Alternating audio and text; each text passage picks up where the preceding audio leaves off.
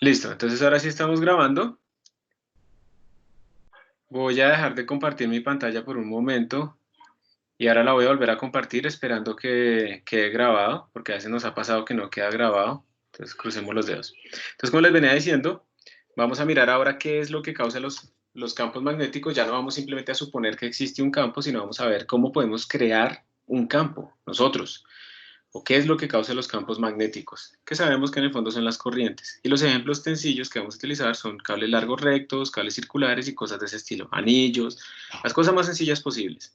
Esto va a tener una aplicación muy importante cuando estemos en el momento de inducción, porque miren que eso que está allá a la derecha es como un cable doblado en forma de un resorte, que realmente lo que nosotros queremos es doblarlo como forma de una bobina, que realmente lo que eso implica es que estamos generando un inductor, se llama esto, un solenoide, y adentro de ese inductor va a aparecer un campo que es casi uniforme. Si ustedes ven esas líneas de adentro, salen un poquito torcidas, pues porque este no es un solenoide muy bueno, muy bien doblado.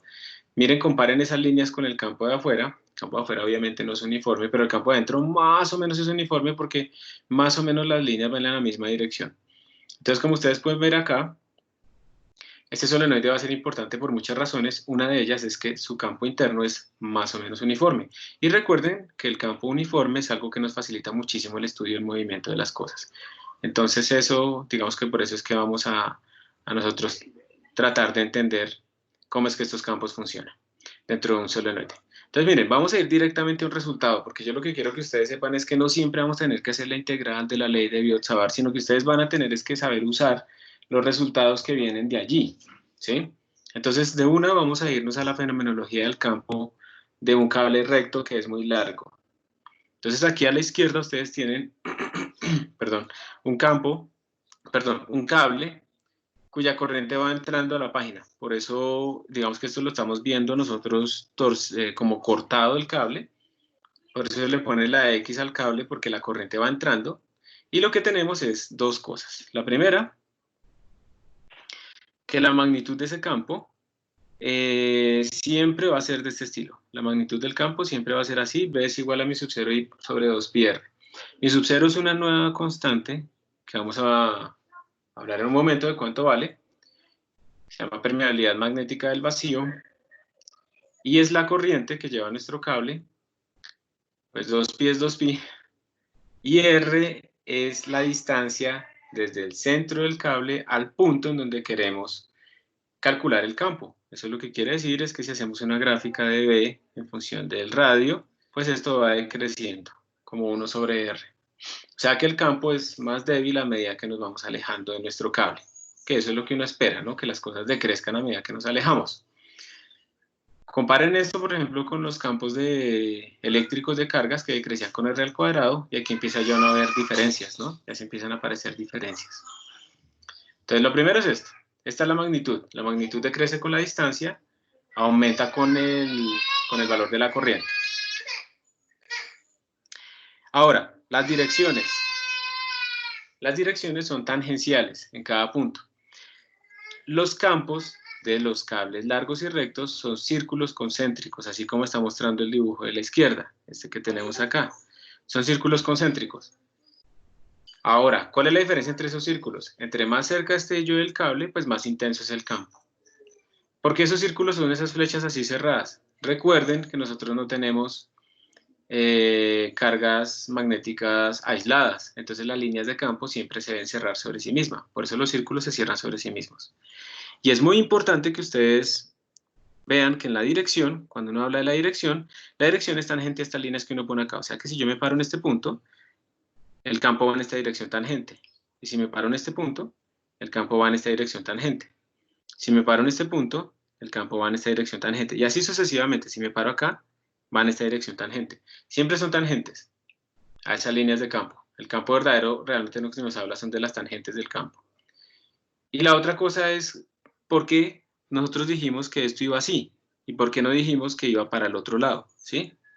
¿Cómo se escogió eso? Entonces, adivinen qué mano vamos a usar para definir esta convención. Se utiliza la definición de la mano, pues, la convención de la mano en la regla derecha.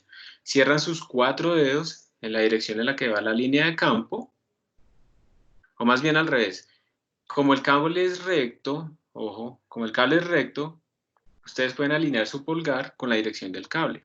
Entonces, alinee su pulgar con la dirección de la corriente en el cable y la forma en la que se cierran sus otros 4 dedos les indica cómo están circulando esas cargas. Entonces, por ejemplo, en el caso de la figura a la izquierda, como la corriente va entrando a la hoja, pongan su pulgar apuntando hacia adentro de la hoja. Háganlo, por favor. Sáquenlo ahí de las cobijas y pónganlo apuntando hacia adentro de la hoja.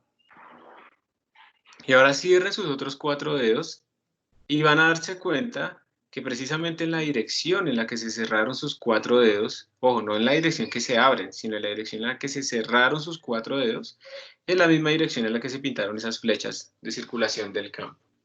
Entonces esa es nuestra convención para sacar la dirección de los campos. Primero, utilizamos la regla de la mano derecha, colocando nuestro pulgar en la dirección de la corriente y cerramos nuestros dedos y eso nos indica hacia dónde va el campo magnético. Entonces, para un cable recto, el pulgar va en la dirección de la corriente y los otros dedos nos dicen hacia dónde va el campo. ¿Entendido? Eso es muy importante porque el cable es recto. Después cuando veamos cables curvos vamos a ver que hay algo análogo, pero se invierten las cosas. Entonces cuando el cable es recto, ponemos el pulgar en la dirección de la corriente, los otros dedos nos dicen hacia dónde va el B, el campo magnético.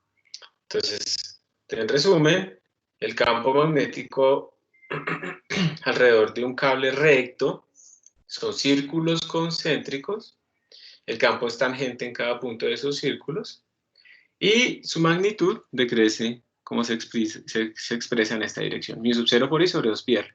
R no es el radio del cable, que normalmente es un cable cilíndrico.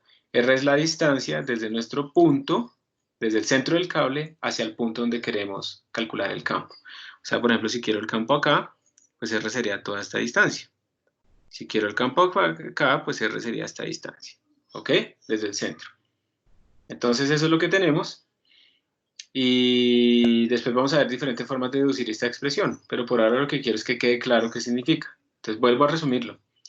Primero, el campo magnético de un cable recto muy largo, pues digamos infinito, o sea, estamos muy cerca del cable, tiene esta magnitud, mu sub 0 I sobre 2 pi R, R es la distancia del centro del cable al punto donde queremos calcular el campo, crece con la corriente, con I, decrece con la distancia, y siempre son círculos concéntricos.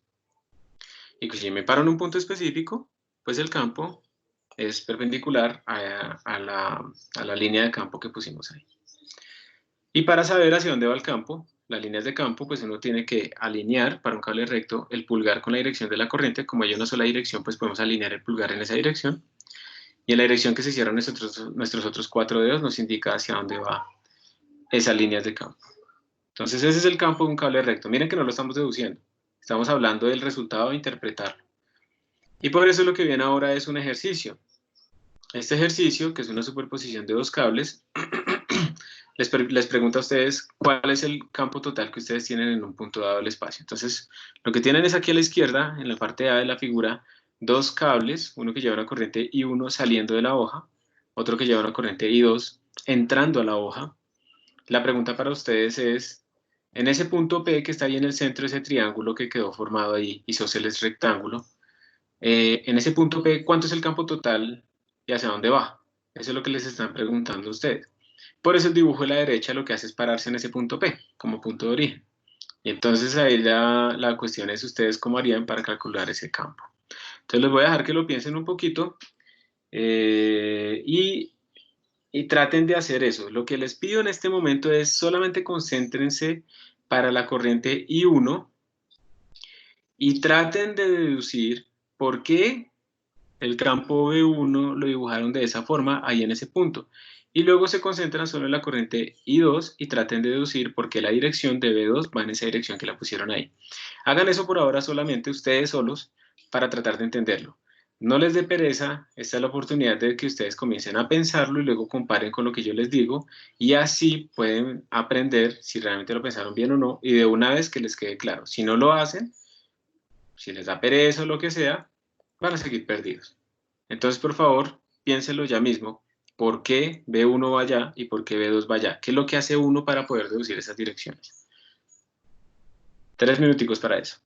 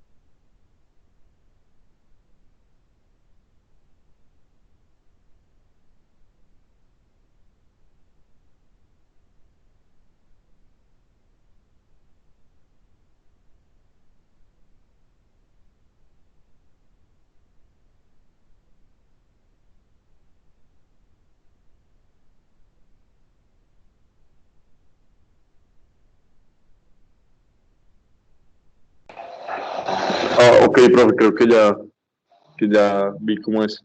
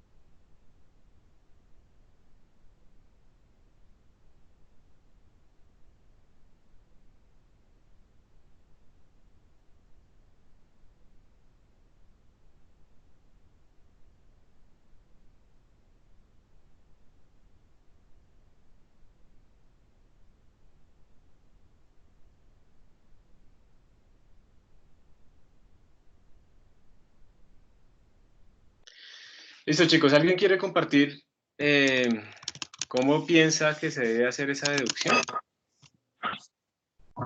Sí, pues, profe, ahí pues viéndolo por encima, pues en ese punto P, ambos cables comparten, pues como usted decía, como son círculos concéntricos, en algún momento en ese punto P se van a encontrar los dos círculos de cada cable. Entonces, a partir del I1, como la corriente va saliendo de la pantalla y uno cierra los dedos, va en la dirección B1, que es tangente a ese círculo. Y en el punto que se encuentra con la corriente I2 que va entrando a la página, ese B2 es la tangente, la línea tangente al círculo de ese campo en ese punto. Y como la magnitud es mayor, eh, pues la línea de campo es más larga, ¿no? Perfecto, yo no lo podía haber dicho mejor, ¿sí? Entonces, exactamente, uno lo que hace es pararse en cada cable. Por ejemplo, me paro en I1 y lo que hago es un círculo, pues alrededor de ese cable concéntrico, o sea, centrado en ese cable. Y la tangente, pues primero yo tengo que escoger hacia dónde va este campo magnético. Y si yo pongo mi dedo en la dirección de la corriente que es saliendo, me da que el campo magnético va siendo así. Y por lo tanto la tangente en este punto pues va en esa dirección que nos pintaron. Eso es lo que dice su compañero. Y luego, si yo quiero calcular el campo de I2 en ese punto, me paro en I2, hago también un círculo ahí, ¿cierto? Como la corriente va entrando, entonces ahora este campo magnético va en esta dirección, y eso quiere decir que en este punto va para allá. Y lo meto más largo porque la corriente I2 es más grande que la corriente I1. Perfecto, o sea, eso es lo más importante que ustedes deben hacer en este caso, centrarse en cada uno de los cables para ver en el punto específico cada cable hacia dónde produce campo. Esa es la clave de todo esto.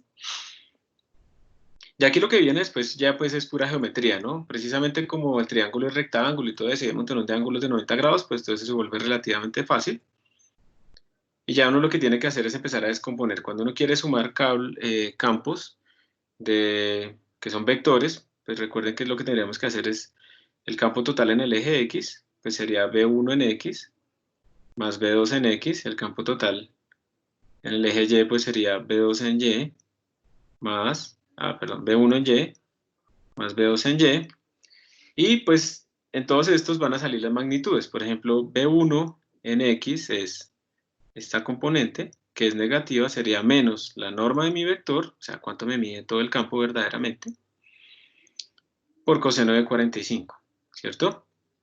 Y por ejemplo, B2 en X, que sería esta componente hasta acá, pues sería más, porque es positiva, B2 por coseno de 45 también.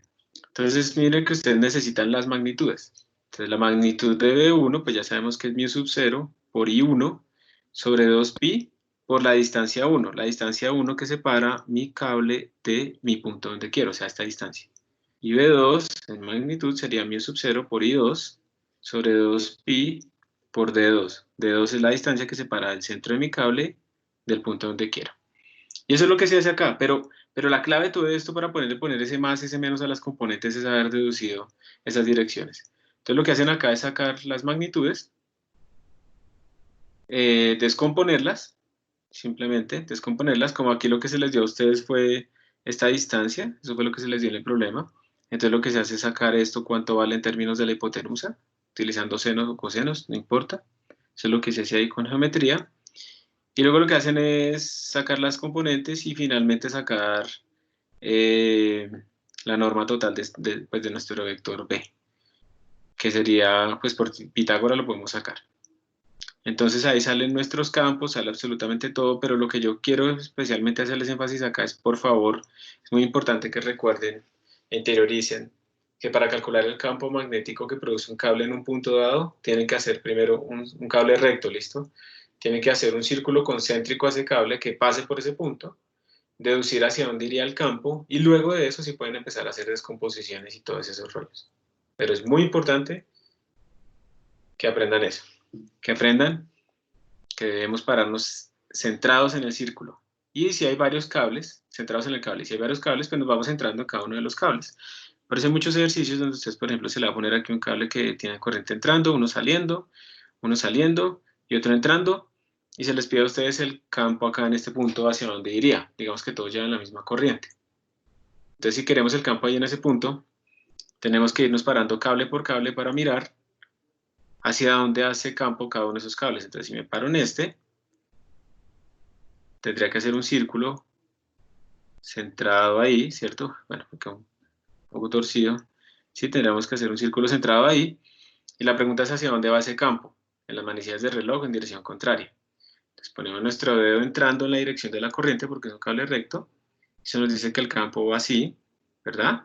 O sea que en este punto particular, el campo producido por ese cable que está allá arriba a la izquierda iría en esta dirección tangente.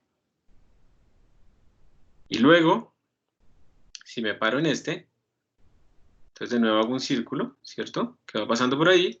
Como la corriente de este va saliendo, mi dedo pulgar va saliendo, eso quiere decir que mi campo va circulando en esta dirección y por lo tanto él produce un campo acá que es tangente que iría en esta dirección. Y así lo hacemos con todos. Qué horrible esa flecha. Y así lo hacemos con todos, absolutamente con todos, y al final podemos sacar hacia dónde va nuestro campo neto. Entonces aquí no es tan sencillo como hacíamos antes de simplemente una dirección normal o algo así. Aquí tenemos que utilizar la regla de la mano derecha para ver la tangente de nuestro círculo, pero ya después de eso pues se vuelve sencillo, simplemente si lo hacemos correctamente. Entonces por favor no olviden eso, pararse en cada uno de los cables y respecto a cada uno de los cables hacia dónde va el campo que ellos producen en esa zona. Entonces eso es lo más importante en estos ejercicios. Entonces, bueno, eso era lo que quería como reflexionar acá. Si tenemos un cable largo y recto, ese cable largo y recto va a producir campo alrededor de él, que son círculos concéntricos. El campo decrece con la distancia, aumenta con la corriente. Y para saber la dirección de esas líneas de campo, si van hacia la dirección de las manecillas del reloj o contraria, ustedes lo que hacen para los cables rectos es poner el pulgar en la dirección de la corriente y sus otros dedos se cierran en la dirección del campo. Entonces no tengan la mano cerrada, tienen que poner la mano abierta. Y después la cierran y esa dirección de cerrada de su mano les indica hacia dónde va el campo magnético en un cable recto.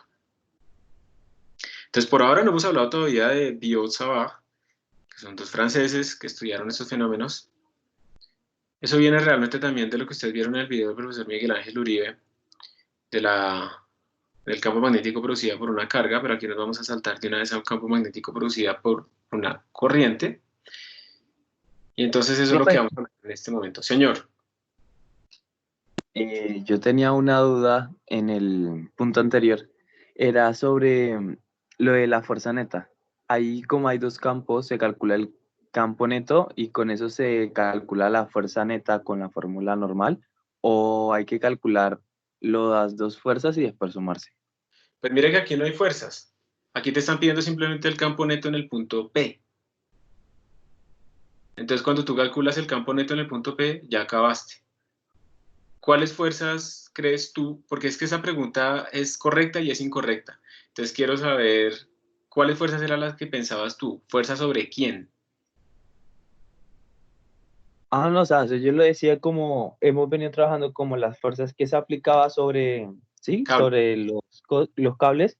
Ajá. Entonces, pues, si en caso de que se llegara a presentar las fuerzas, que entonces ¿cómo se haría para calcular las fuerzas? Entonces, mira, esa pregunta, digamos, como te digo, nos adelanta un poco. En este caso, lo único que te pedían era el campo producido en el punto P. Como en el punto P no hay nada, entonces simplemente tenemos un campo. Si en el punto P pusiéramos un cable que llevara corriente, entonces ese cable, tercer cable que ponemos en el punto P, va a sentir fuerza. ¿Y va a sentir fuerza debido a qué? A ese campo que calculamos nosotros que estaba ahí. ¿Entendido? Entonces, si pusiéramos algo ahí en el punto P, un cable con corriente, ese cable, ese tercer cable, sentiría fuerza. Eso es verdad. Pero como aquí no hemos puesto nada en el punto P, ni cargas moviéndose, ni cables con corriente, entonces simplemente tenemos un campo en esa zona. Y obviamente lo que tenemos en general es un campo en toda la zona, ¿no? Realmente eso es lo que tenemos, un campo por toda la zona. Ahora, tu pregunta nos adelanta un poco, es porque si uno se pone a pensar un poquito acá de esos efectos, pues resulta que lo que estamos diciendo es que este cable, por ejemplo, está produciendo campos alrededor, ¿cierto? Que son concéntricos. Y miren que uno de esos campos va a pasar aquí por donde está este cable. O sea que este cable es un cable con corriente que está sintiendo un campo y ese campo es producido por este otro cable. O sea que este otro cable le va a hacer una fuerza a este cable, ¿sí? Pero eso lo vamos a ver un poquitico más adelante. Pero por ahora en este problema, lo que teníamos era simplemente calcular Profe, el una campo. última cosa. Señor, aló. ¿De dónde sale? Porque en el B1 y en el B2 arriba en las fórmulas sale coseno de 45. Es porque ellos están descomponiendo esta distancia para poder sacar estos catetos cuanto miden. Pero hay diferentes formas de hacerlo. Yo prefiero que no se pongan a mirar tanto esto, ¿sí? Al final ustedes cuando lo hagan, ustedes por su cuenta les tiene que dar 190 microteslas. Prefiero que lo hagan más bien como lo estamos haciendo nosotros. B1 en X, B1 en Y, B2 en X, B2 en Y. Listo, Pero gracias. es porque ustedes les dieron esta distancia y en un momento dado pues ustedes necesitan son estas, ¿no? Que son las distancias del cable al punto. Entonces es por eso. Entonces, Joseph, de nuevo, en este problema solo nos pudieron calcular el campo en el punto P y ahí no hay nada. Entonces solamente hay campo y ya está.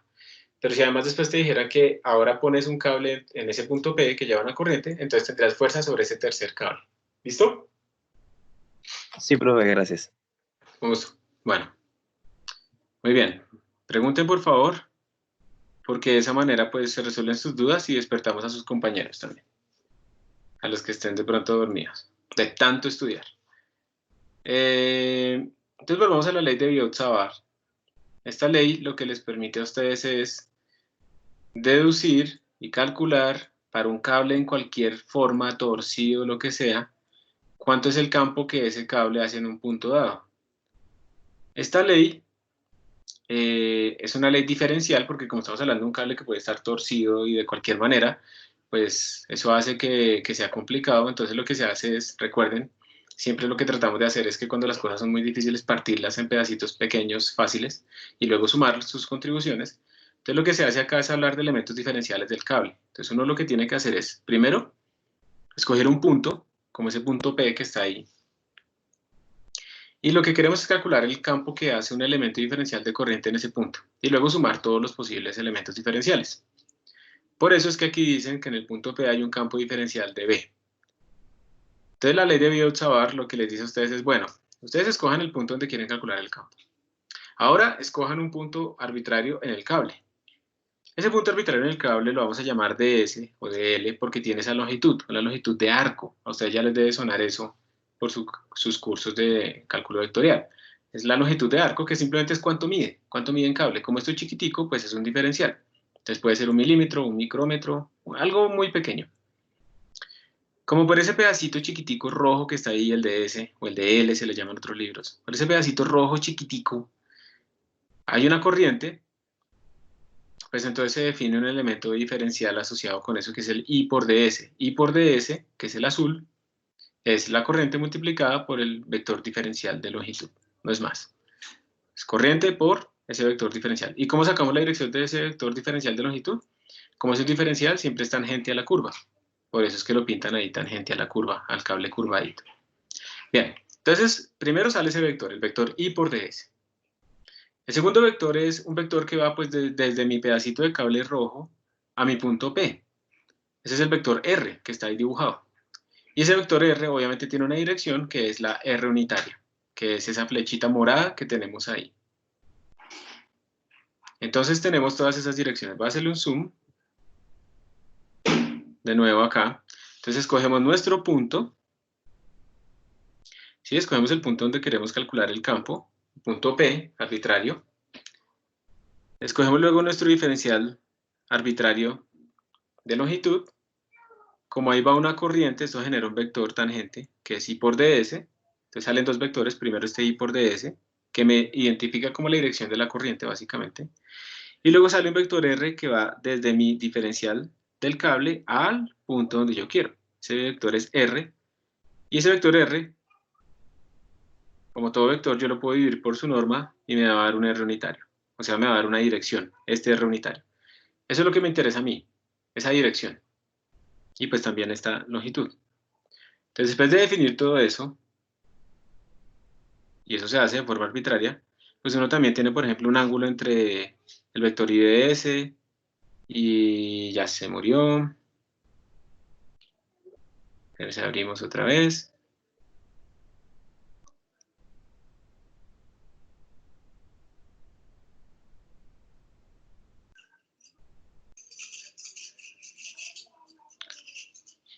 A ver. Entonces tenemos todas estas cantidades, ¿listo?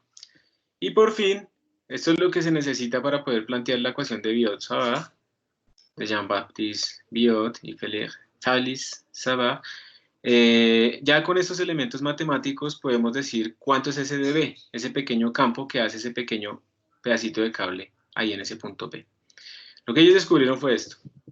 Ese pequeño campo es igual, mi sub 0 sobre 4pi, otra vez esa constante mi sub 0, permeabilidad magnética del vacío, por I la corriente por ds, que es cuánto mide el pedacito de cable, en magnitud, y la dirección pues es la tangente al cable, cruz, producto cruz, el vector unitario, sobre la distancia al cuadrado. O sea, esto realmente es una expresión que es relativamente compleja, ¿no? Además porque pues es un diferencial con productos cruz, como ya nos han venido saliendo constantemente. Y bueno, cuando uno le saca la norma de esto,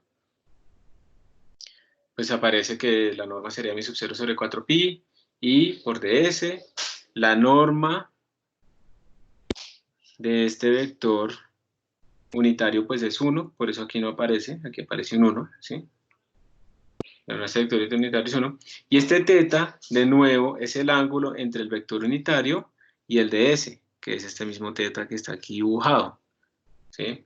Entonces, recuerden que cuando sacamos la norma de un producto cruz, el ángulo que aparece, el seno del ángulo, es el ángulo entre los dos vectores que generan el producto cruz. Y aquí, pues, la distancia al cuadrado. Eso quiere decir que entonces la diferencial de campo va disminuyendo rápidamente con la distancia. Depende del ángulo que hace el vector unitario con el ds, o sea, si yo me paro acá, el ángulo es diferente, miren. Tengo este R nuevo y tengo un vector ds que va para allá, el ángulo es completamente diferente, el ángulo teta. Va a ir cambiando y por eso es que al final yo tengo que sumar o integrar todas estas contribuciones y pues en un caso de un cable de cualquier tamaño la cosa es bien complicada.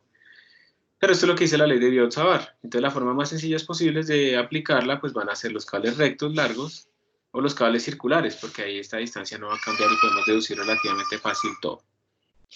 Entonces la ley de Biot-Savart lo que hace es eso. Yo les acepto, digamos, y les concedo, digamos, que esto no es tan sencillo de utilizar y por eso lo vamos a hacer en geometrías muy fáciles para que sea sencillo de utilizar otra vez. Vamos a hablar un momentico de esa constante mu sub 0. Esa constante mu sub 0, ¿cuánto vale? Esa constante mu sub 0 se llama permeabilidad magnética del vacío y tiene un valor de 4pi por 10 a la menos 7 tesla metro sobre amperio. Esa constante va a ser muy importante después para ustedes cuando veamos un poquito de ondas electromagnéticas y la luz y todo eso. Por ahora simplemente es una nueva constante que tenemos acá. 4pi por 10 a la menos 7 tesla por metro sobre amperio. Esta ley, como les digo, en realidad no es fácil de aplicar en forma general. Realmente ustedes tienen aquí un producto cruz con una diferencial, que era como cuando hacíamos la fuerza sobre un cable torcido, que tocaba sacar el dl o el ds y hacer el producto cruz. Pero es que además tienen que sacar el vector unitario genérico. Entonces hay dos complicaciones. Y luego tienen que hacer el producto cruz entre todo eso. Y luego tienen que hacer esa integral, ¿sí? Y al hacer esa integral realmente lo que tiene son 3 integrales. Entonces no es sencillo. No es sencillo porque todo esto cambia. El ds va cambiando a medida que se mueven a lo largo del cable. El unitario también va cambiando a lo largo que se mueven, porque pues si yo estoy parado acá, esta es mi dirección, pero si estoy parado acá es otra, entonces el eje unitario va cambiando. En definitiva, todo va cambiando, el ángulo entre ellos va cambiando, ¿cierto? Entonces todo va cambiando. Entonces por esas razones que hay que escoger casos sencillos donde las integrales y los cálculos se simplifiquen, y esos son los casos que hacemos acá. Entonces, para calcular ese campo total, ¿qué es lo que hace uno? El algoritmo es, escoja un punto genérico donde va a calcular el campo, el punto P. Y luego una parte importante, recuerden que cuando uno tiene productos cruz, es muy útil verificar si de pronto uno está de buenas y estos productos cruz tienen siempre la misma dirección. Entonces, por ejemplo, si yo tengo un cable así, me paro en este punto P, y el producto cruz, DS cruz R, aquí me da saliendo para este DS, y luego me paro en este DS y también me da aquí saliendo, y luego me paro en este DS y también me da saliendo, pues buenísimo, porque esto quiere decir que todos van saliendo, y eso quiere decir que entonces ya no me interesa hacer el vector como tal, porque ya tengo la dirección, que, ay, y es que saliendo, todos esos dan entrando, entonces esta dirección ya me dio para todos entrando, entonces ahora yo puedo simplificar y simplemente tengo que calcular la magnitud de esta integral, o sea, solo tengo que hacer una integral en lugar de 3. Luego lo que uno tiene que hacer es escribir todos esos elementos en términos de x, y, z o las variables del problema y luego ahí sí puedo integrar. Como esto no es un curso de cálculo integral, de nuevo, aquí lo que nos interesa son casos sencillos donde esta integral se simplifique mucho y la podemos calcular con poco sufrimiento. Se supone que ustedes ya han calculado muchísimas integrales, entonces esto les debe quedar relativamente fácil. Entonces ahora vamos a hacer la primera deducción, que es esta. El campo de un cable recto muy, muy largo. Entonces recuerden que ese es el resultado, B igual a mi sub 0 y sobre 2πr. Eso es lo que queremos nosotros obtener, que B da eso, utilizando ahora la ley de Biot-Savart.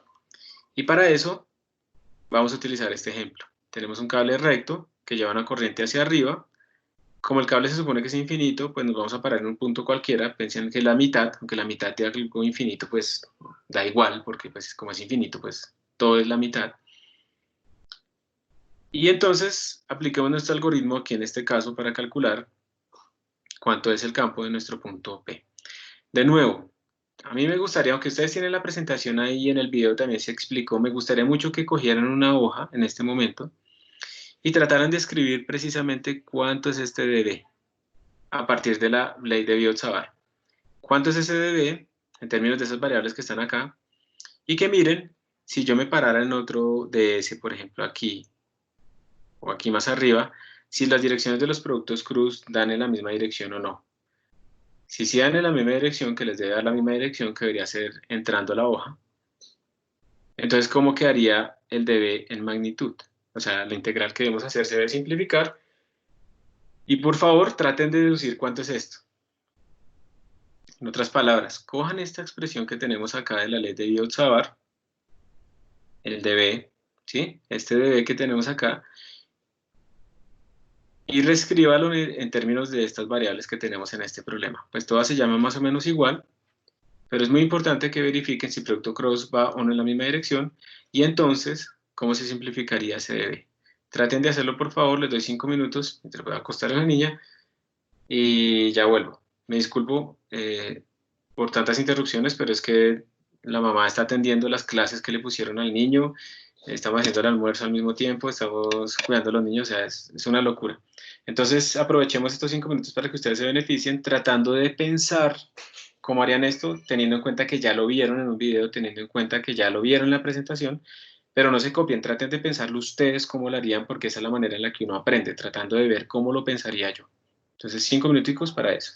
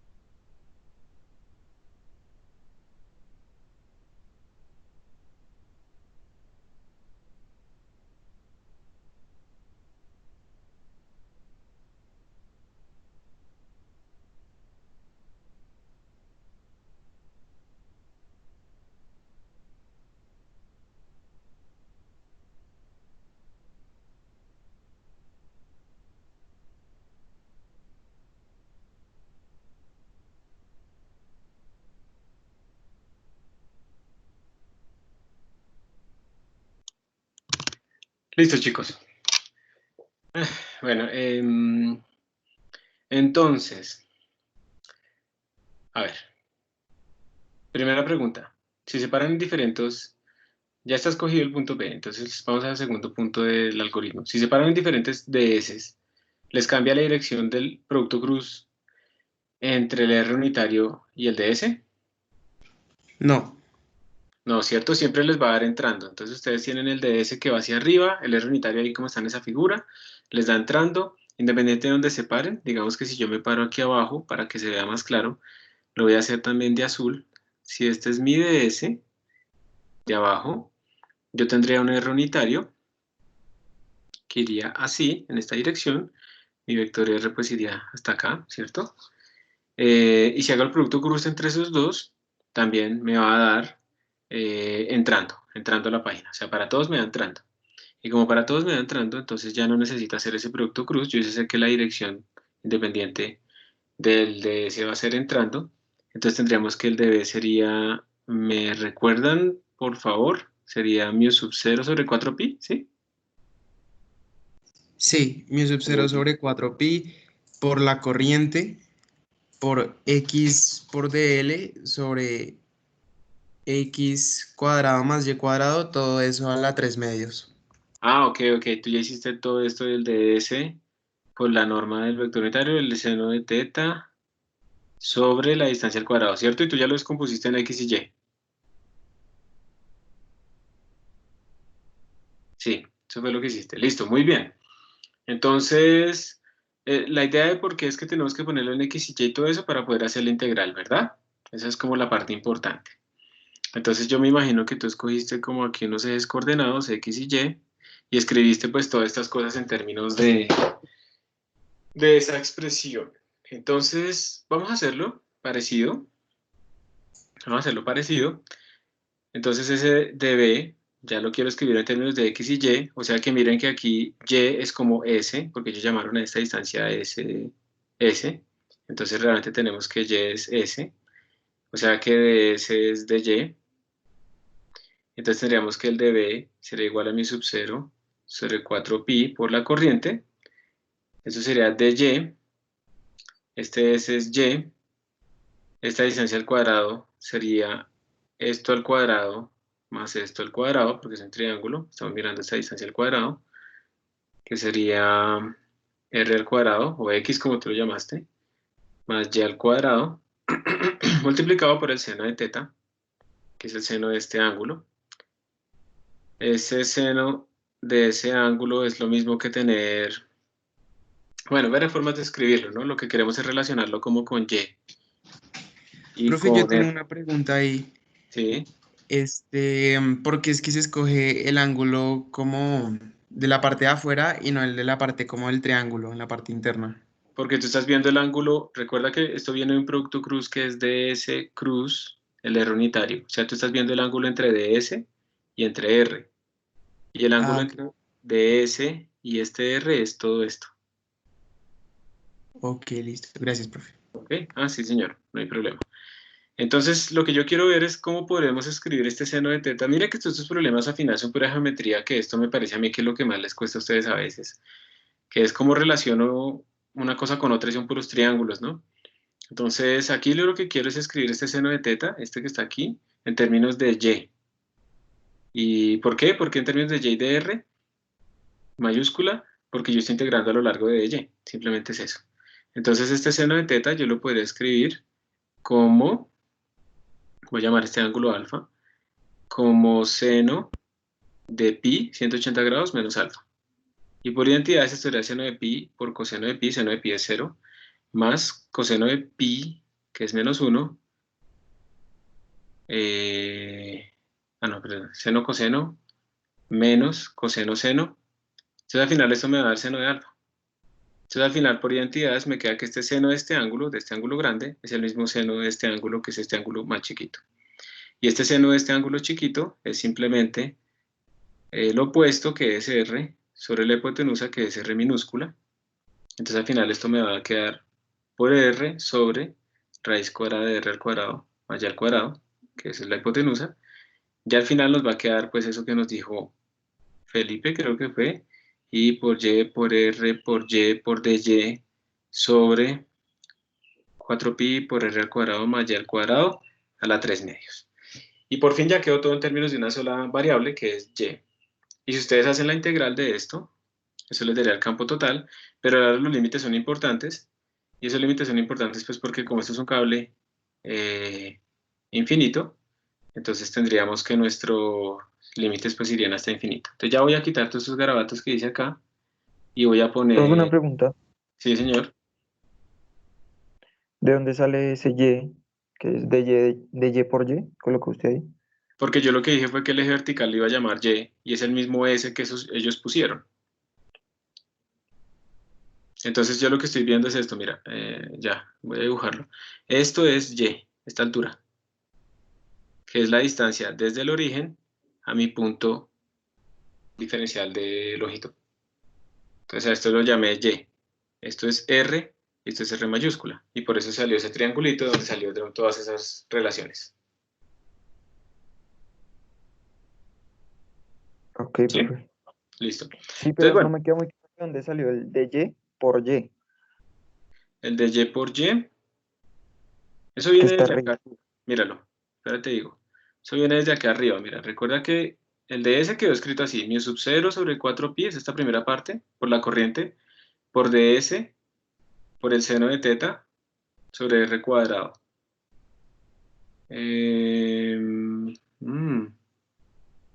Entonces sería mu sub 0 sobre 4pi por la corriente, ds es de y, ¿listo? Esto es r cuadrado. Ah, sí, yo creo que esto sobra, ¿no? Sí, este y sobra. Tienes toda la Sí, razón. Ese ya no existía. Ese ya no existía. Muchas gracias. Fue un error mío. Me equivoqué. bueno, profe. Muchas gracias. Bueno, entonces aquí se hacen varios trucos para estas integrales. Yo no sé si ustedes alcanzan a ver en estos garabatos que aquí quedó todo con y al cuadrado. O sea, solo hay una y en esa integral. Y recuerden ustedes que cuando uno tiene integrales de cosas al cuadrado o cosas que son funciones pares, ¿alguien se acuerda que es una función par?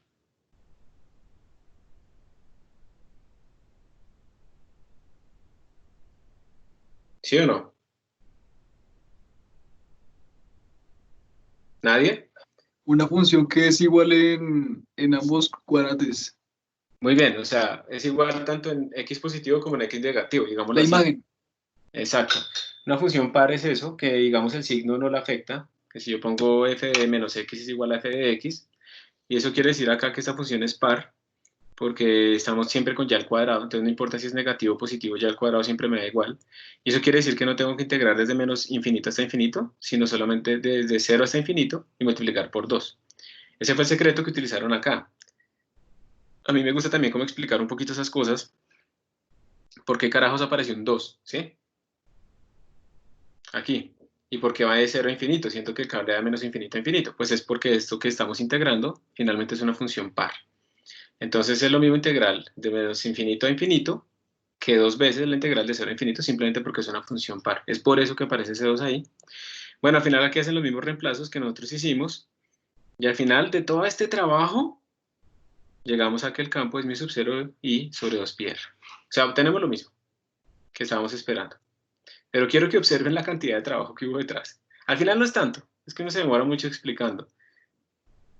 Pero pues la ley de Biot-Savart nos permite calcular el campo para un cable infinito. Ojo porque esta expresión es para un cable infinito, o sea, va de menos infinito a infinito. ¿Alguien iba a preguntar algo?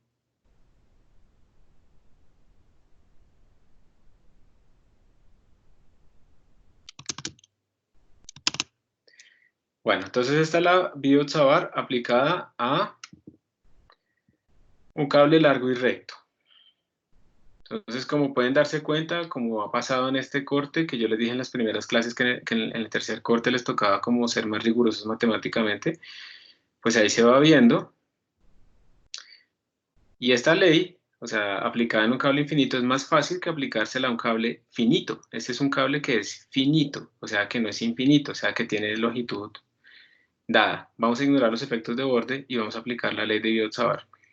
Obviamente uno no puede hacerse tan lejos de ese cable porque los efectos de borde van a ser importantes. Entonces estamos asumiendo que estamos relativamente cerca. Entonces, aquí en este ejemplo que es sacado del Serway, está copiado literalmente como está en el Serway, se hace lo mismo. Miren, esta primera parte es calcular la dirección del producto cruz para cualquier elemento, que al final las da para todo el mundo, les da la dirección K. Lo que quiero es que ustedes observen una cosa. Al final, me interesa lo del final. Al final el campo en este punto P, debido a un cable que tiene una longitud finita y por lo tanto tiene un ángulo θ2 acá y θ1 acá, el campo les da esto. ¿Ok? Entonces aparecen unos senos por ahí metidos. Yo les quiero hacer una pregunta y ahora les toca a ustedes hacer un ejercicio en su casa, a ustedes mismos. ¿Será que esta fórmula que se obtuvo acá se puede aplicar al cable infinito? ¿Ustedes qué creen? ¿Se podría aplicar o no se podría aplicar a un cable infinito? Yo creo que sí, y dejaríamos tal vez seno de θ1 y seno de θ2 como iguales, ¿no? Como iguales, entonces, ¿cuánto valdría θ1? Exacto, estoy de acuerdo y estás en lo correcto. Pero entonces la pregunta es, para un cable infinito, ¿cuánto valdría θ1 y cuánto valdría θ2? Infinito, ¿no? No, son ángulos. Los ángulos. Entonces, miren, para que ustedes vean ese ejercicio, ¿cómo sería? ¿No sería 180? Casi, casi. Digamos, solo θ1. ¿θ1 qué valor tendría para un cable infinito? Entonces háganme un favor. Yo sé que esto es raro, pero por favor, párense. ¿Sí? Ah, pues θ1 es 90, ¿no? θ1 es 90. El θ1 es 90 grados. Entonces, si quieren entenderlo por qué, párense un momento y piensen que sus brazos son esas líneas punteadas. Y ustedes lo que van a hacer con sus brazos es ir apuntando el borde del cable. Entonces, miren, imagínense que el cable va creciendo hacia los costados de su cuerpo. Entonces, a medida que ustedes van apuntando ese borde cada vez más lejos, más lejos, más lejos, miren que su brazo se va levantando. Váyanlo haciendo, por favor. Y llega un momento en que si el cable es tan infinito, pues el ángulo les va a dar 90 grados. Si ustedes van más allá de 90 grados, pues es como si el cable se hubiera levantado o una cosa así. Pues estamos hablando de un cable horizontal. Entonces levántense. Piensen que lo están alumbrando con un láser, así como yo hago en la clase. O que desde la punta de sus dedos salen unos rayos que alumbran los bordes del cable. Entonces, de nuevo, imagínense que el cable va creciendo de longitud. Entonces, ustedes lo que están viendo es que sus brazos se van levantando, ¿cierto? A medida que el cable es cada vez más largo. Y llega un momento en el que el cable está en el infinito y su ángulo es 90 grados. Entonces, para un cable infinito, θ1 vale 90 grados. Eso es un pi. Vale 90 grados. Y θ2 también vale 90 grados, porque el cable es infinito a ambos lados, ¿cierto? Y entonces, ¿cuánto nos daría el campo si aplicamos eso acá?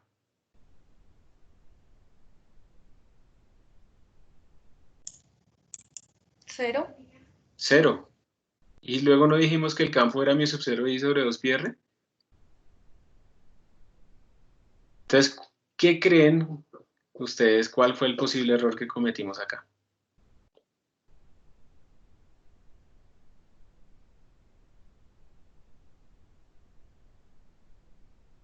¿Dónde, profe? Qué pena, es que me perdí. Que si aplicamos esto, que dijimos θ1 es pi medios y θ2 es pi medios, y lo metemos aquí en esta expresión, nos da que el campo es 0. Siendo que el campo para un cable infinito nos tiene que dar mi sub 0 por i sobre 2pi por la distancia, que en este caso se llama a. Entonces, ¿cómo así? Si lo hacemos acá, Falta hacer el límite, ¿no? el límite cuando θ1 tiende a pi medios y cuando θ2 tiende a pi medios, igual nos va a dar 0, ¿cierto? Porque seno de θ1 va a tender a 1, seno de θ2 tiende a 1, y eso nos da 0. Entonces, No es porque es menos 90 y 90. por ahí lo estaban diciendo, porque un ángulo es positivo y el otro es negativo, Es ¿sí o menos no? 90 y 90. Exacto. O sea, el problema acá, y es algo que a veces no se dice explícitamente, sino que se supone que el estudiante lo deduce, el problema acá es que estos ángulos se están midiendo de esta forma. Entonces, ¿el signo de θ1 cuál es? ¿Positivo o negativo? θ1 Negativo. va en contra de las manecillas del reloj, a eso se le llama positivo. En cambio, miren que θ2 medido de esa forma va en la dirección de las manecillas del reloj, o sea que θ2 es negativo. seno de menos pi medios es menos seno de pi medios, porque el seno es una función impar. O sea que esto nos da menos 1. Entonces al final, seno de pi medios daría 1, menos 1. O sea que al final esto que nos da, 2. ¿Sí o no? Esta expresión de los senos. Y 2 se me va a cancelar con uno de estos, me va a quedar un 2, y ahora sí me dio y sub 0 sobre 2 pi a.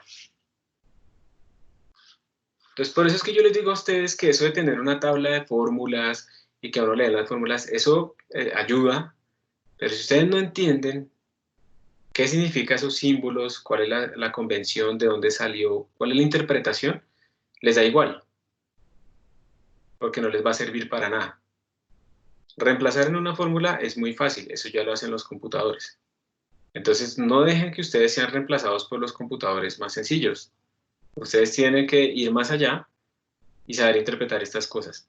No sé si han visto, por ejemplo, una aplicación que vi hace poco, que es como un Wolfram Alpha también, y ya hay varias. Es Microsoft Mathematics o Microsoft Math. Ustedes llegan y le ponen a Microsoft Math, ustedes ponen una ecuación ahí, digamos, una cuadrática, o le ponen 2 ecuaciones para resolver y le toman la foto. Y la aplicación la transforma en LaTeX, les hace a ustedes la operación e incluso le muestra los pasos. Entonces digamos que la habilidad de ustedes ya no puede quedarse en que yo sé resolver ecuaciones de 2 por 2, yo sé aplicar esta fórmula, no, tiene que ir más allá, para que ustedes no sean reemplazados, ni nosotros, ¿no? Fácilmente. Entonces, este ejercicio en particular está orientado a que, bueno, lo estamos aplicando a un cable que es finito, pero más allá es cómo puedo yo extender estas expresiones y entender cómo utilizarlas. Eso es la habilidad más importante. Otra pregunta. Si el cable no es infinito, sino que es semi-infinito, o sea, si yo tengo más bien este problema, mi cable es así, se extiende hacia allá, ¿cómo aplicarían ustedes esta fórmula para describir el campo en ese punto P? ¿Cuánto vale teta 1 y cuánto vale teta 2?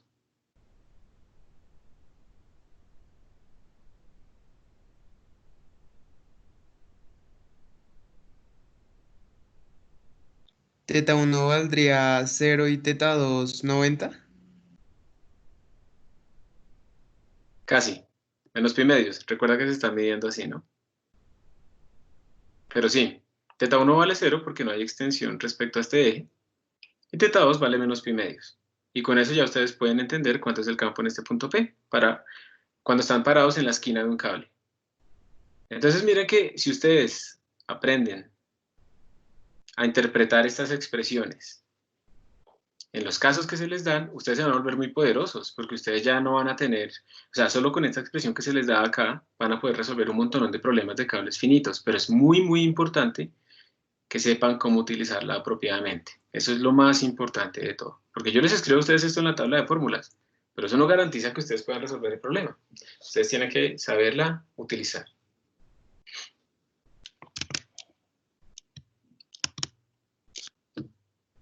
¿Alguien tiene alguna otra pregunta ahí? ¿O comentario?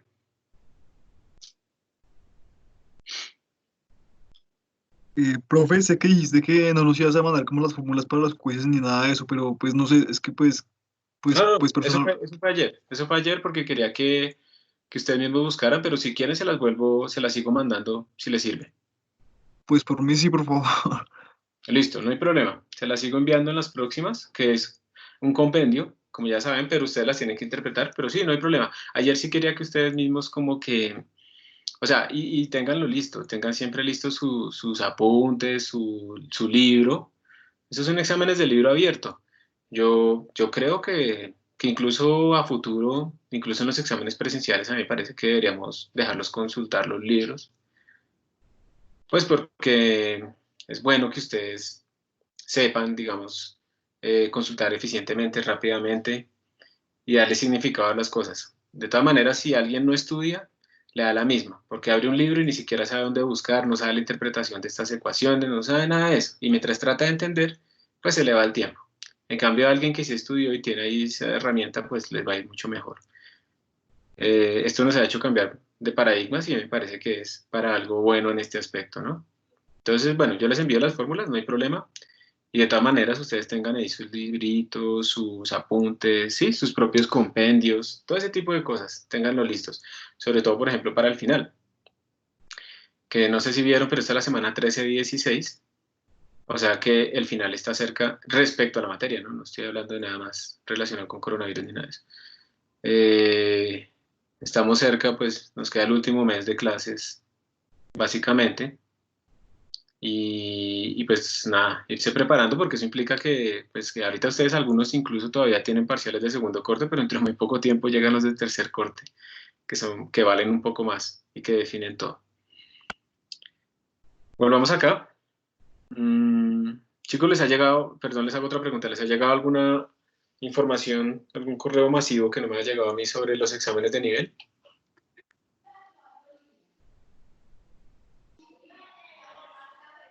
No, ¿Todavía no? No, Bueno. señor profe.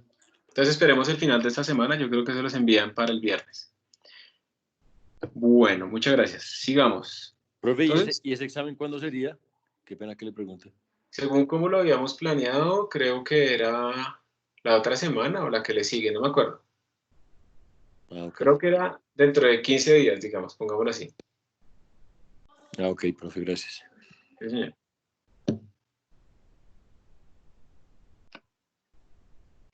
Bueno, el último ejemplo, porque es que no podemos, o sea, ustedes ya han visto, la ley de Biot-Savart no es que sea fácil, y qué tal ponernos a calcular el campo de un resorte, una vaina así. Nos toca parametrizar una espiral, eso no es difícil, pero lo que pasa es que es demasiado trabajo. Y muchas veces uno cuando tiene tanto enredo, de pronto es que existe algo que le facilita la vida. Por eso es que estamos buscando problemas donde haya simetrías. Por ejemplo, los cables rectos tienen una simetría que es cilíndrica y por eso los campos al final pues son círculos y entonces estamos aprovechando eso y por eso lo pudimos aplicar fácilmente en un cable recto, la ley de Biot-Savart.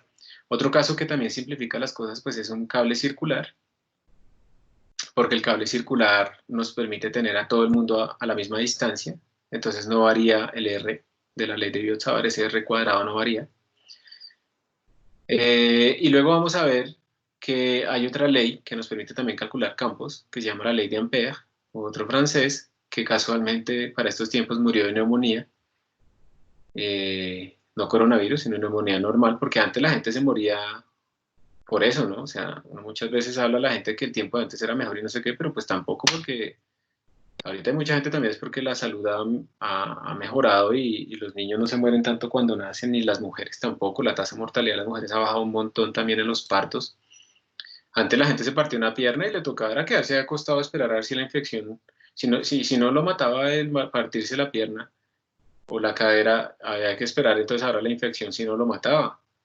Eso no era tan sencillo vivir antes, el agua no era potable, la gente tomaba agua y se enfermaba y por eso a veces les tocaba tomar era cerveza, no solo por ser borrachos, sino porque eso venía fermentado o hervido y no se habían dado cuenta que eso era lo que mataba virus y cosas así, y bacterias. Entonces, antes la gente se moría muy, muy feo por cosas que ahora la gente no se muere, ahora nos morimos por otras cosas. Pero pues digamos a lo que voy yo es que cada tiempo tiene sus angustias, ¿sí? Cada tiempo tiene sus angustias y también cada persona tiene sus angustias.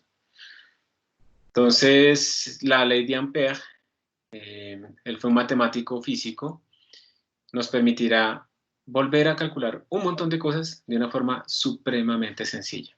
Pero como habíamos dicho antes con la ley de Gauss, que también nos permitió calcular cosas de forma sencillas, primero hay que hacerlo de forma difícil para poder valorar después por qué es sencillo lo otro. Y con eso uno queda con dos herramientas. La genérica general difícil, pero que sirve para todo, que es Biot-Savart, y luego la de Ampère, que sirve para casos simétricos. Entonces vamos a aplicar la ley de Biot-Savart a este elemento circular, y con esto pues ya terminamos esta clase de hoy, que la clase de hoy, como pueden darse cuenta, es como ejemplos de la ley de Biot-Savart. Todavía no hemos ido más allá, pero es como una forma en la que ustedes necesito que vean y vean y vean, y por eso el video de puzzle tenía esto, y por eso lo estoy volviendo a hacer casi al detalle, porque es que estas cosas hay que hacerlas y hacerlas y hacerlas, porque no sé, porque necesito es que ustedes practiquen y escriban. Entonces Entonces las repito yo para hacer una repetición ahí espaciada, pero ustedes tienen que hacer, porque esto no se aprende solo mirando. Entonces cojamos nuestro casito. Queremos calcular, tenemos ese cable que tiene así esa configuración, y queremos calcular el campo que hace ese cable que lleva esa corriente en esa dirección, allá en ese punto O. Ese punto O es el centro de curvatura de esa sección circular. ¿De qué? De nuestro cablecito. Entonces, cuando ustedes tienen cables así por secciones, pues lo mejor es, por principio de superposición, como al final ustedes van a hacer una integral,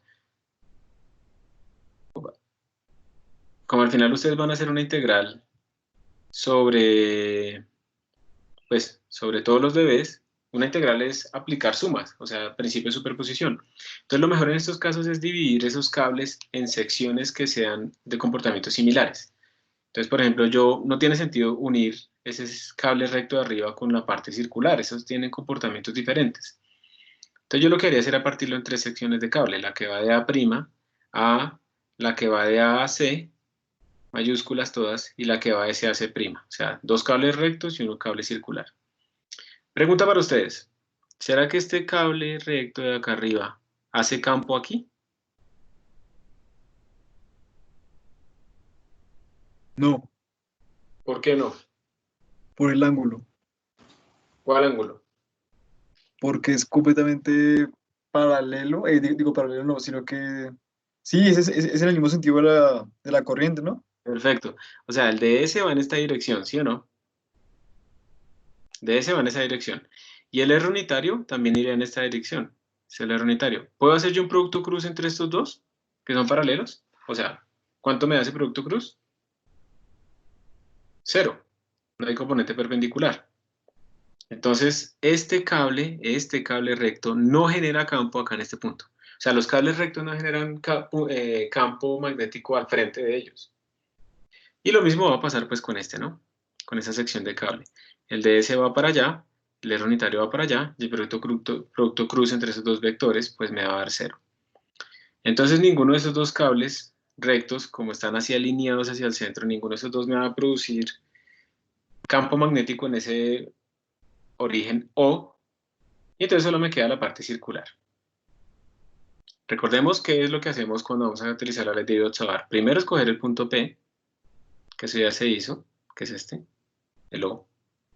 Lo segundo es mirar el producto cruz genérico de ese cruz R unitario, ¿sí? Que es el que está aquí en la ley de Biot-Savart. ¿Ustedes creen que si yo me paro en este DS que está aquí o en otro, la dirección de ese producto cruz cambia? Háganla. ¿Y hacia dónde les da? No siempre va entrando. Siempre va entrando. En el que está ahí dibujado en negro, DS va como hacia abajo de la hoja, el R va pues apuntando hacia abajo y me da entrando. Y si me paro en ese que yo puse de rojo, pues también me da entrando. O sea, para todo el mundo esto me da entrando. Eso quiere decir que ya no tengo que hacer una integral triple, bueno, en 3 dimensiones, sino que tengo que hacer una sola integral con la magnitud. O sea, lo que me interesa calcular es dB igual a mu sub 0 sobre 4pi por la corriente, por ds, la norma de R unitario es 1, por el seno del ángulo entre esos dos vectores, sobre R al cuadrado.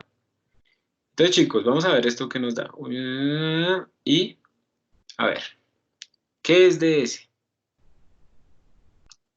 ds es la longitud de arco. ¿Alguno ya de tanto que lo hemos hecho sabe cuánto es la longitud de arco en un círculo? R por d teta. El radio por d teta, aquí el radio lo llaman A, entonces A por d teta.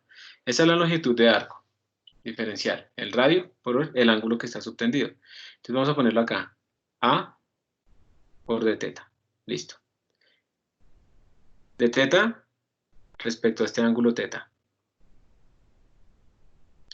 Ahora pregunta para ustedes, ¿ese teta es este mismo teta que yo tengo acá?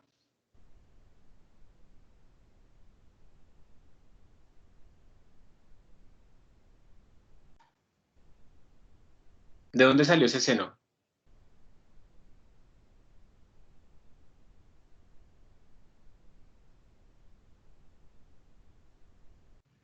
Sí, profe, Del yo creo que sí es producto el mismo teta.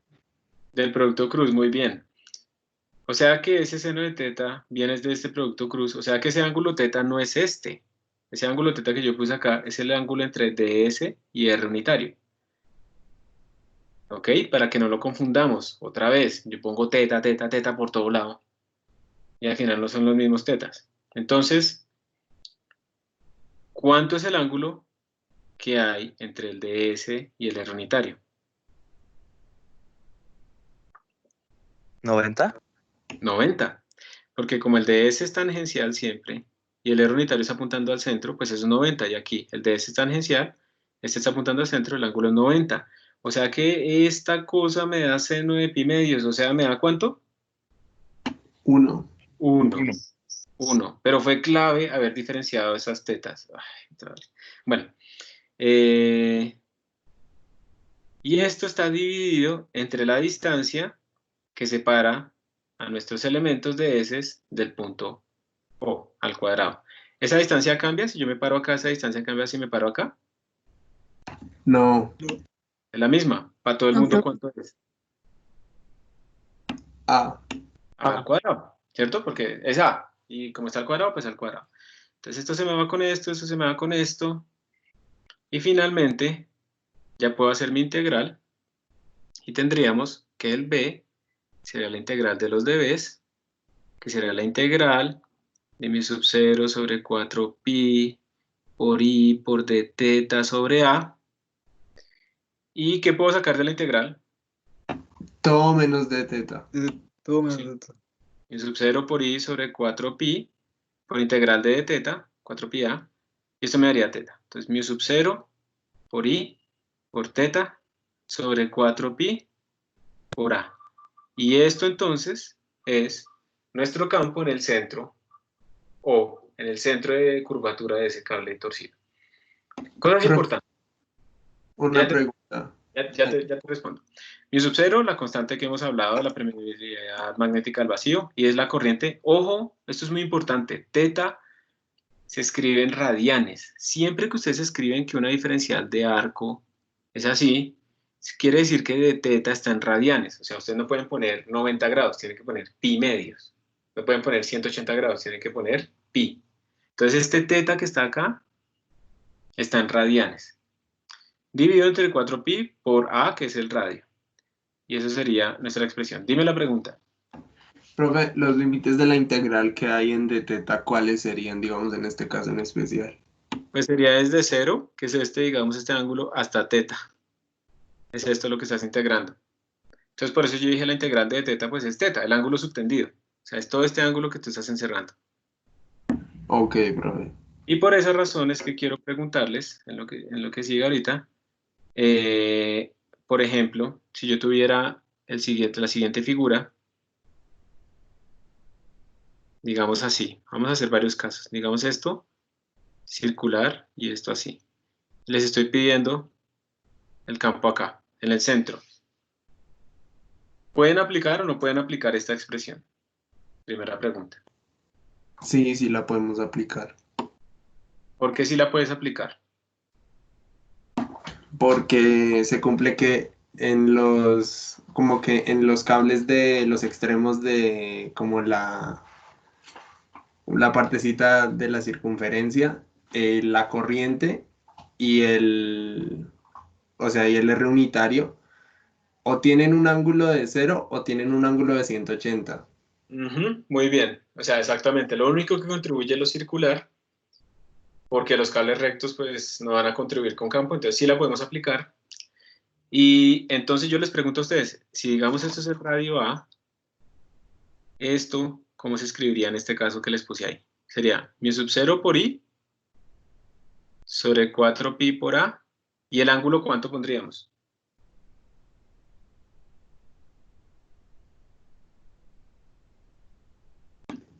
De 0 a pi medios también, ¿no? Exacto. Sí, sería el mismo.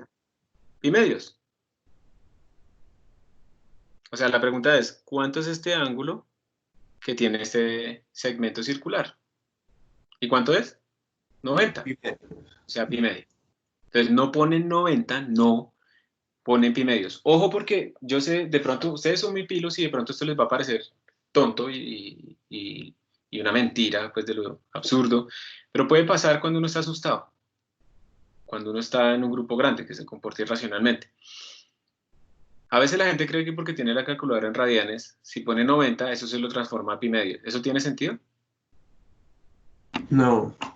No, la calculadora nunca les va a hacer eso. O sea, cuando ustedes ponen radianes o grados, degrees, eso es lo que le está especificando es cuando ustedes saquen un seno o un coseno, ella debe interpretar si ustedes lo pusieron en radianes o en grados, de acuerdo a ese setting que ustedes les pusieron ahí.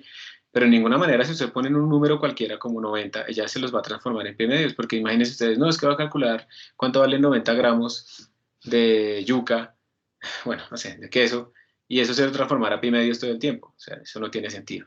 Entonces, pilas porque que lo tengan que escribir en radianes, quiere decir que independiente de si está en grados o en radianes su calculador, ustedes tienen que escribir pi medios, o sea, el número pi dividido entre 2. Otro ejemplo sería este. Profe, una pregunta. Señor. Ese teta que acaba de quedarnos en el B, o sea, en el campo después de hacer la integral, ¿es el mismo que se forma entre el ds y el r unitario? No, es el teta es el que está subtendido entre las dos esquinas, digamos, de nuestro segmento circular. Es este. Ah, Ese ok. otro ángulo es el que estaba acá metido y es el que aparece por este producto cruz. Ok, gracias, profe. Entonces, vengan, para este caso de abajo, también lo podemos aplicar porque los cables rectos no contribuyen ahí en esa zona. ¿Y cuánto nos daría el campo? Entonces, para ese segmento semicircular, mi sub 0 por i sobre 4pi por a. ¿Y el ángulo cuánto es? ¿Cuánto es este ángulo? Pi. Pi. No, 180. Pi. El número pi, 3.1415926, no sé qué cosas. ¿Cómo sería para este ejemplo? El campo aquí en el centro. Igual, ¿no? Solo que el ángulo sería ahora 2pi. Exacto. Mi sub 0 y sobre 4pi por a. Y el ángulo ahora sería 2pi. Profe, pero una pregunta. ¿Sí? ¿Así por simetría no pasaría algo en el medio? ¿En cuál medio? En el medio de esa circunferencia. No entiendo. ¿Aquí en el centro? Sí. ¿Y cómo así pasaría? Para entender tu pregunta. Pues el valor del campo. Sí, ese es el que estamos calculando. Ahora, ya te explico de dónde lo podemos sacar más fácil, pero ya lo estamos calculando. Ya te digo, o sea, sí tienes razón y ya lo vamos a mirar con más detalle. Por eso quería llegar a este punto al final. ¿Listo? Ya te digo. Entonces, miren, lo primero que quiero que vean es que si yo simplifico, aquí esto se va con esto, se va a 2, ¿sí? Y entonces en este caso me daría mu sub 0 por i sobre 2a. Primera confusión que surge acá, se parece muchísimo al campo de un cable recto, ¿cierto? ¿Pero hay alguna diferencia o no hay diferencia? Falta el El pi. pi. Falta el pi y además esto es para un solo punto, solamente para el centro. Si yo me paro en otro punto, si yo me paro por acá, ¿me sirve esa fórmula? No. No, No. no, porque todo esto que hemos calculado aquí para esas cosas circulares se basan en que estamos en el centro del círculo, no más, no sirve para nada más. ¿Está bien? Entonces pilas porque aunque se parezca no es lo mismo. Lo segundo, que también quiero que quede como claro, es que ahora, ¿se acuerdan que habíamos dicho que el campo iba entrando en este problema? Entonces aquí el campo nos dio entrando, dependiendo de la dirección de la corriente, aquí nos dio también entrando. Si aquí la corriente va así, va así, va así, entonces aquí también nos da entrando, ¿cierto? Entonces aquí, en este ejemplo, ¡ay! Lo borré todo. Ay, lo recuperé todo.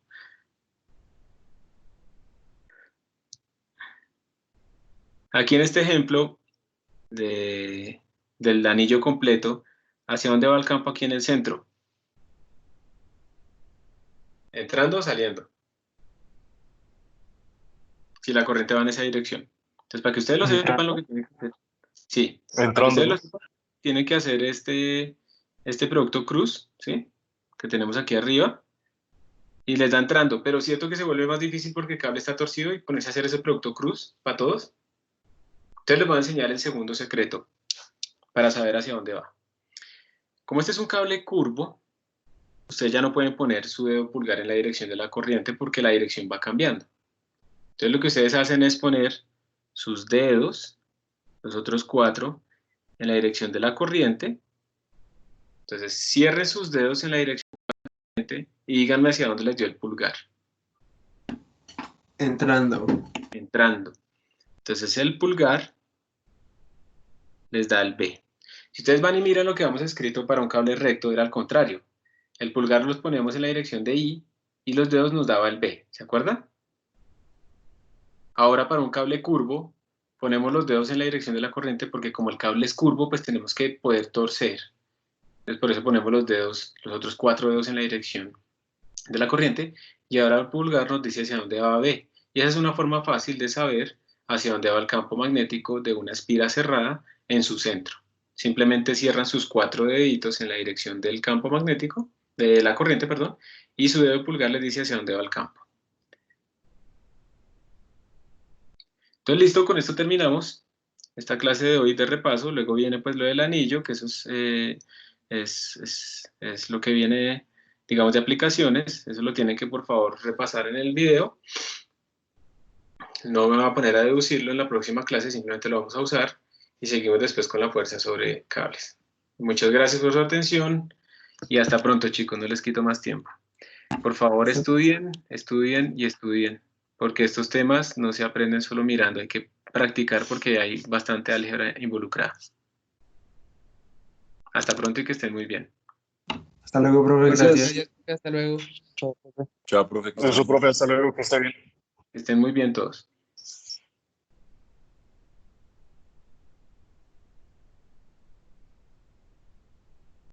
Sí, profe, gracias. Con mucho gusto, que estén bien y cuídense sus familias.